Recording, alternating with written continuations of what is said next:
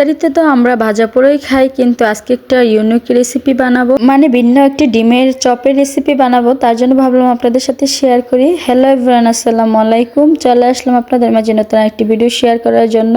আজকে বানাবো ডিমের চপ। তার জন্য ভাবতেছি যে না, আপনাদের সাথে শেয়ার করি। তার জন্য ডিম 2টে নিয়ে নিছি আমি। ডিমগুলোকে আমি 4 ভাগে ভাগ করে নিব। আপনারা চাইলে 2 ভাগেও ভাগ করে নিতে পারেন। আসলে মোবাইলের যুগ, মোবাইলে দেখলে লোভ লাগে, যেহেতু রমজান মাস কত ধরনের চপের ভিডিও আসে সামনে। কালকে এই ভিডিওটা দেখে আমার ভালো লাগলো, তার জন্য ভাবতেছি না আমিও একটু বানিয়ে খাই। এদিকে আমার ডিমগুলো কাটা হয়ে গেছে। এই যে আমি 4 ভাগে ভাগ করে 2টে ডিম 8টা করে নিছি।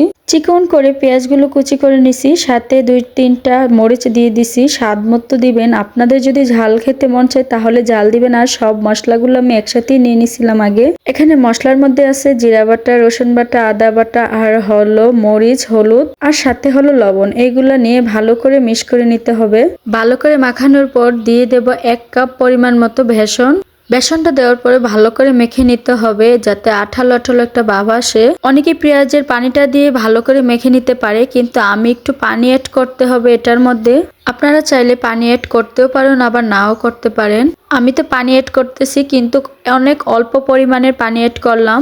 যাই হোক, ফাইনালি আমার ডোটা বানানো হয়ে গেছে। এই যে দেখতে পাচ্ছেন কতটা আঠালো হয়েছে। এখন এটার মধ্যে আমি ডিমটা দিয়ে দেব। আসলে আমরা ডিমের চপ খেয়েছি বেসনের মধ্যে দিয়ে, শুধু ডিমের চপ বানিয়েছি, কিন্তু এই ইউনিক রেসিপিটা আমি কালকেই মোবাইলে দেখছিলাম। তার জন্য ভাবলাম যে না, আমিও বানিয়ে ট্রাই করি।